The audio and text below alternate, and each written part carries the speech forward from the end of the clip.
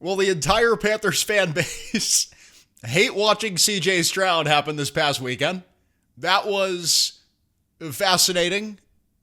It was comedic relief. I think a disappointing loss to the Rams the wild card round. 4 interceptions for CJ Stroud against the Patriots on Saturday. But I was smiling ear to ear, not because of comparison. They tell you not to compare. Don't compare yourself to others. That's why you compare your quarterback to the other team's quarterback. But I was smiling ear to ear because I look at the 4 teams that are left in the NFL right now.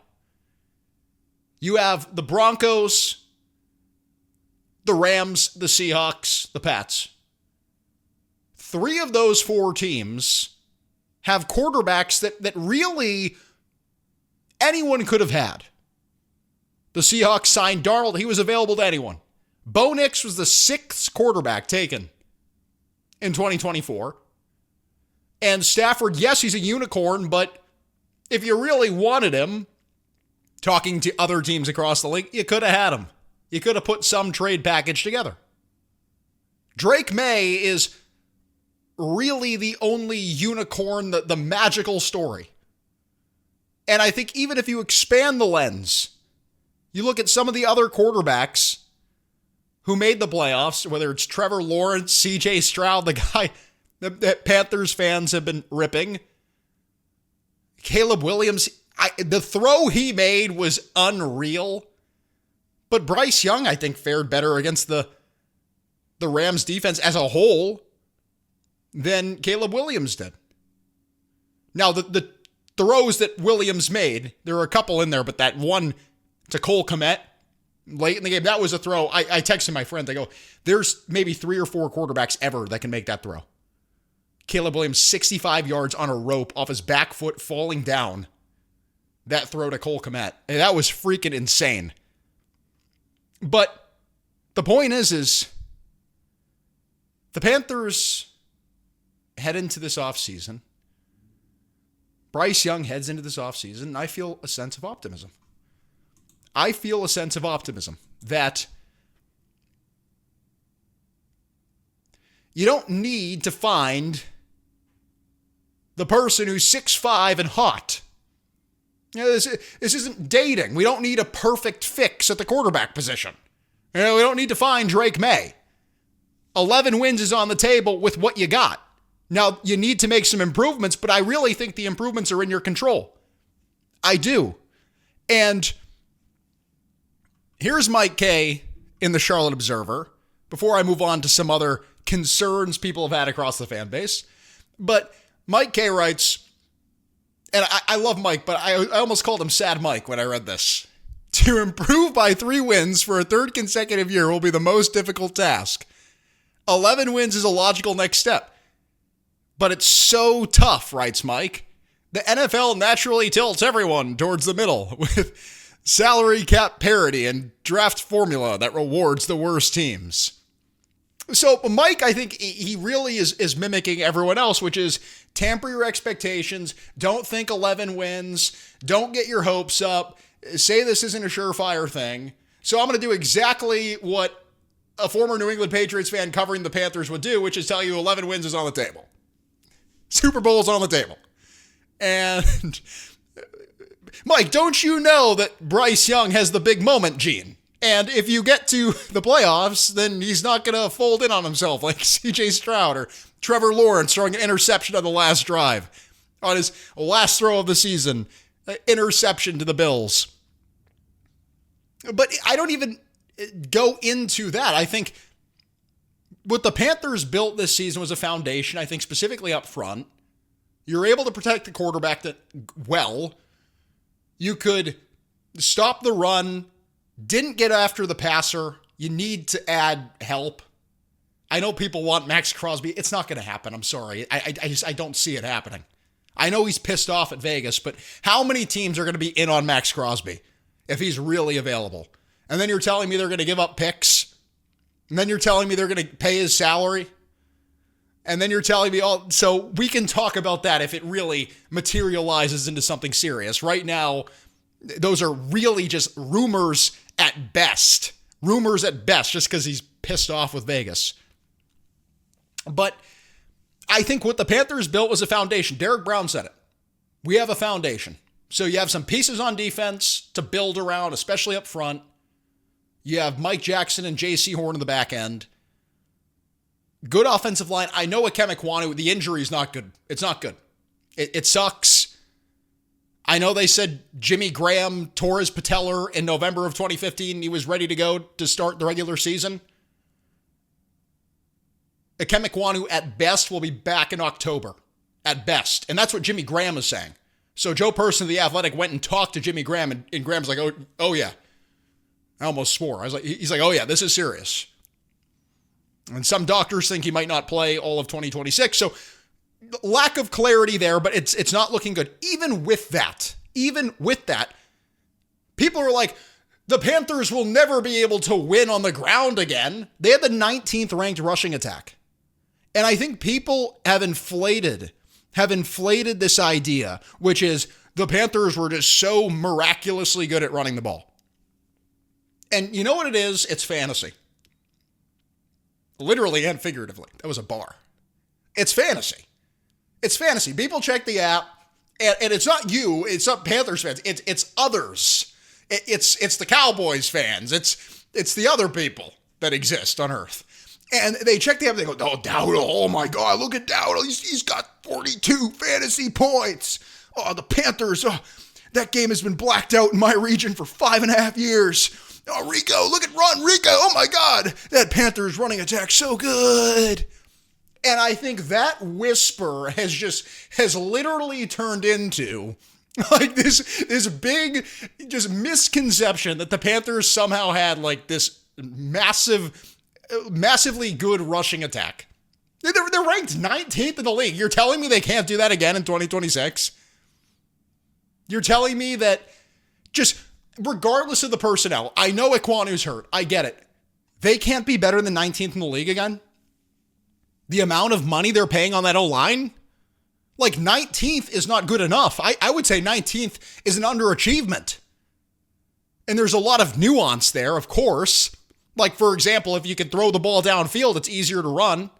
It's easier to run if you're Buffalo when you have a quarterback who can make any throw that's ever existed. They had the best rushing attack. But even so, I don't think you need this elite running game.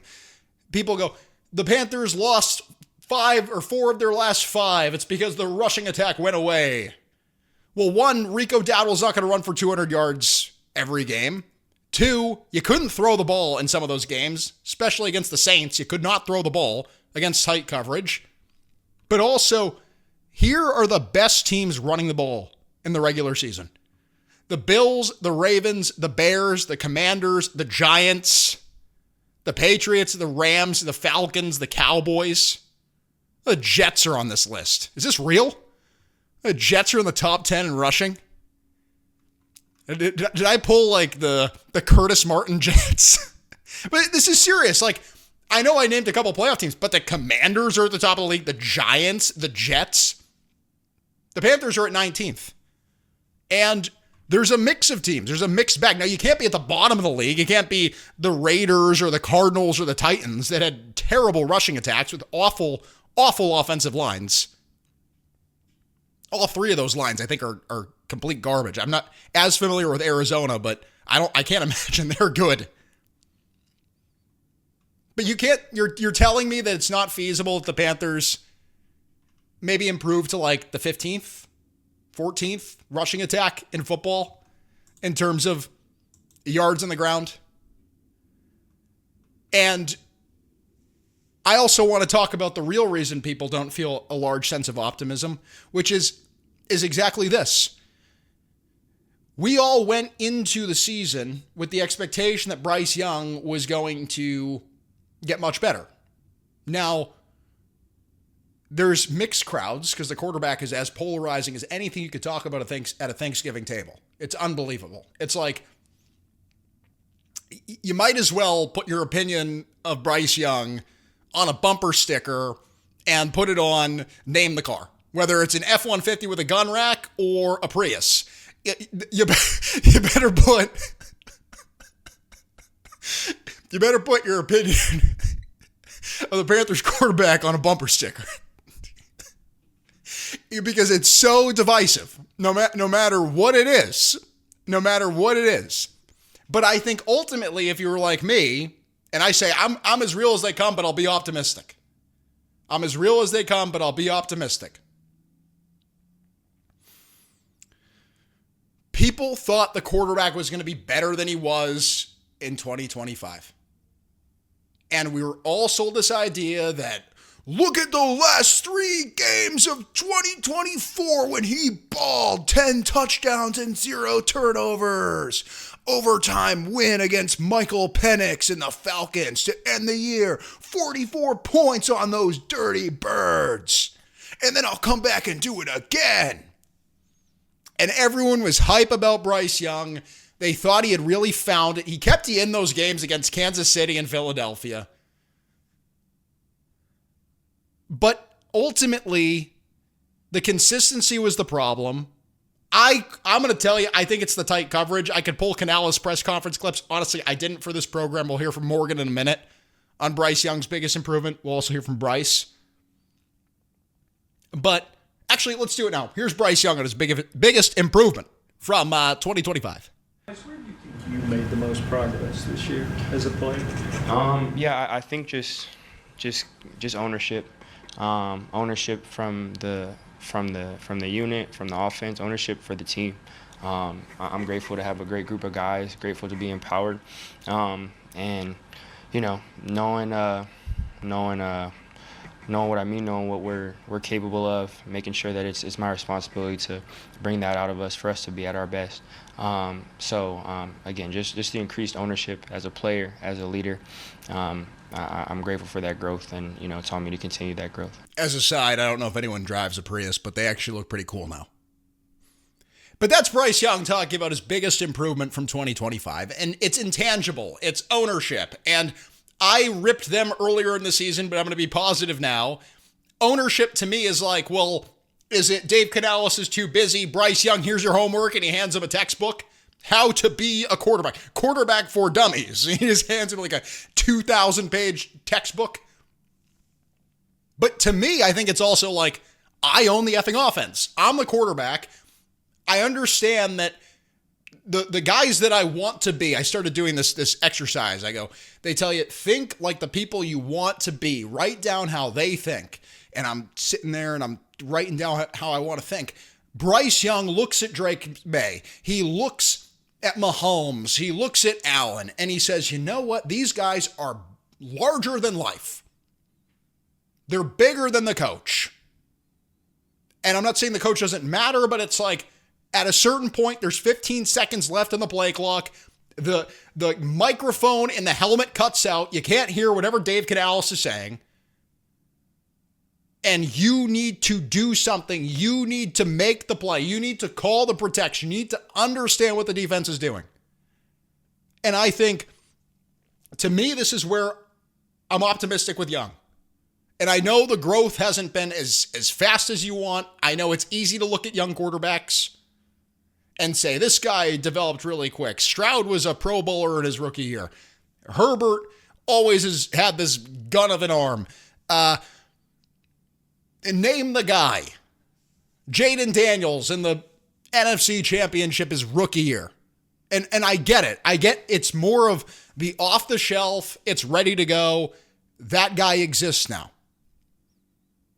But maybe, just maybe, we're underrating some of this, which is the leadership, the accountability, doesn't take as many sacks, gets the right run. Remember when they were doing that whole spiel? After the Packers win, after the Cowboys win, it's like Bryce is pretty much the MVP of the game because he's getting us the right run. And I'm not belittling any of that. I think that to me, you're winning the game. You're winning the game. And ultimately, it's like, if you feel pessimistic right now, that to me is a huge improvement to the point where it's like, I don't care how you execute, you're executing. And I still think there is opportunity. I called it meat on the bone at times with the passing game.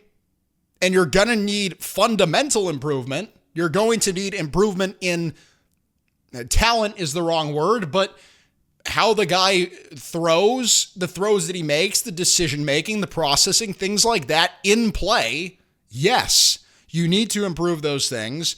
But are we undervaluing some of the pre-snap stuff that Young has improved on? Here is Dan Morgan on Bryce Young's biggest improvement. You liked out of his play? I would say, if you look at Bryce on a day-to-day basis out there, his work ethic out there, his ability to command the huddle out there, take control of the line of scrimmage, make the proper checks, make the proper protection calls, and then really having that translate into Sunday or Saturday or whenever we play. I just felt like he had a lot more command out there this year. There's Dan Morgan on the quarterback's greatest improvement, and he names the pre-snap operation the command of the offense. The command of the offense. And the quarterback position is not like Build-A-Bear. Build-A-Bear Workshop. I used to always want to go in there as a kid. It's like you grab your base bear. You're like, I want this arm. You put this arm on the bear. I want this brain. I want Peyton Manning's IQ with Aaron Rodgers' arm, with Tom Brady's intangibles, and you build your quarterback. That's not what this is. And personally, after watching the NFL playoffs, watching Trevor Lawrence throw the interception at the end of the game, watching Caleb Williams, I understand he had the throw of a legacy throw for Caleb Williams. Didn't put up as many points against the Bears as against the Rams as the Panthers did. Caleb Williams didn't play as well as Bryce Young against the Rams. I'm sorry. You could certainly say it. They weren't able to get more than 17. They had extra time to do it. They had extra time to go and beat that Rams defense. Justin Herbert, underwhelming game. CJ Stroud. I didn't do the math, but you could probably make the argument that Bryce Young's game against the Rams equals Stroud against the Pats and the Steelers combined. I don't know if the statistics line up, but I'm just telling you, he did show up in the playoff game. There's a lot of concerns with Bryce Young throwing in tight coverage, like the Saints game. They play the coverage tight and Bryce Young can't execute. So, and the Jets are another example of this. So there's a clear pattern, but every guy has some sort of ailment. Like, they're not all Drake May. They're not all Matt Stafford. And I have faith. I have faith that you can win with the caveat that you improve the roster. Now, some people think the Panthers might move on from Bryce Young. Well, it's interesting. They did give Bryce Young the fifth-year option because we're comparing today. The Texans have not given the fifth-year option to CJ Stroud, and it appears they're going to be waiting to do that. So in the Stroud versus Young debate, whatever you want to call it, leg up for Young. And it seems both quarterbacks are going to have to wait for 2026 to get their long-term contract, $150 million contract. Oh, geez, that gives me anxiety. That gives me a lot of anxiety. Wow. But also, another point too, Stroud in 14 games, 217 yards per game, 19 touchdowns, 8 picks. Young in 16 games, 188 yards per game, 23 touchdowns, 11 picks. So similar seasons. But all a long way of saying, if Young can be a tad more consistent, improve a little bit, can he have a Trevor Lawrence season? Lawrence wasn't great in 2025, but he was good. I don't have the exact numbers in front of me, but he was a pretty good quarterback. He got Jacksonville to that game. Now, at the end, obviously, he wasn't able to pull off that final drive against Buffalo, but these types of marginal improvements with improvements on the roster, another playmaker on offense, another piece on defense, I think you're in business. But let's talk about competition at quarterback. Could Bryce Young potentially be replaced in 2026? Here's Dan Morgan. Open to developing a young quarterback behind Bryce? Yeah, absolutely. Absolutely. And I think we want to add competition to every room. Quarterback's no different. So, yeah, that could be something that we do this offseason. So Morgan leaves the door open. Joe Person went on.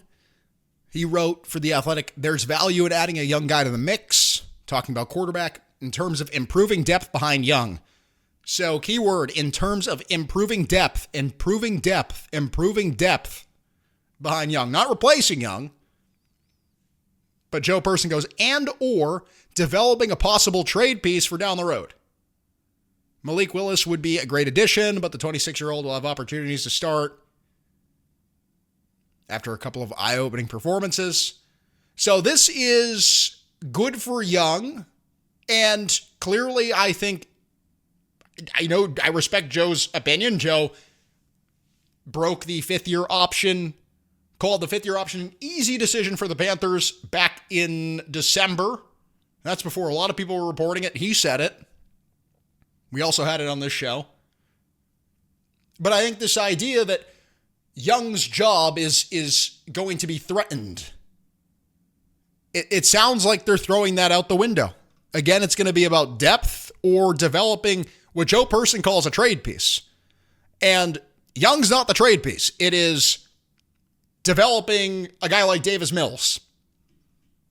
So I thought Morgan left the door open a little bit more, like, hey, we'll have a competition. We're open to competition at any position.